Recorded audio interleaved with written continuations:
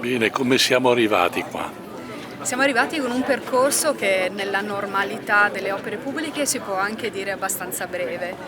Abbiamo fatto questa programmazione di questo investimento nell'ambito di un progetto ben più ampio che interessa tutta l'idrovia Fissero-Tartaro-Canalbianco. Questo intervento ha la finalità di potenziare l'infrastruttura affinché imbarcazioni di quinta classe CENT possano navigare su questa idrovia. Cosa significa? Significa consentire che imbarcazioni chiatte possano trasportare 3 file di container in altezza e anche, oltre all'altezza, abbiamo eliminato qual è l'ostacolo all'interno dell'alveo, del corso d'acqua che prima erano le pile del ponte, tanto per consentire anche il transito in larghezza di queste imbarcazioni.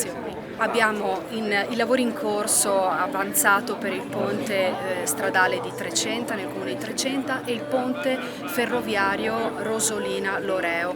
Poi stiamo intervenendo anche su altri ponti dell'idrovia Fissero-Tartaro-Canalbianco, stiamo studiando il ponte di Arquapolesine, stiamo studiando il ponte storico di Zelo, nonché anche il ponte della circonvallazione, sempre con questo obiettivo di poter garantire un'infrastruttura capace di accogliere transiti di trasporti merci di dimensioni importanti e poterli togliere dalla strada con una finalità di sostenibilità del territorio. Si stanno ben affacciando operatori commerciali che già anche utilizzano questa infrastruttura per il turismo, quindi non solo per il trasporto merci ma anche per il turismo, tanto che in particolare il ponte di Rosolina, di cui appunto parlavo prima, è anche un intervento a favore del turismo lento, in modo tale che si possa valorizzare anche il territorio sotto il profilo del paesaggio.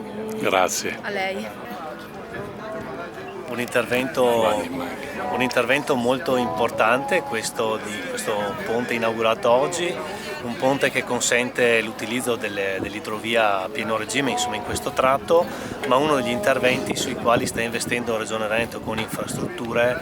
Questo è un intervento di circa 4,3 milioni di euro, il complessivo degli interventi ammonta a circa 41 milioni di euro, proprio per sistemare questa idrovia, per renderla innovativa, tecnologica, perché è anche un'idrovia che ha il suo monitoraggio puntuale e specifico, per cui è un'idrovia moderna al passo con i tempi.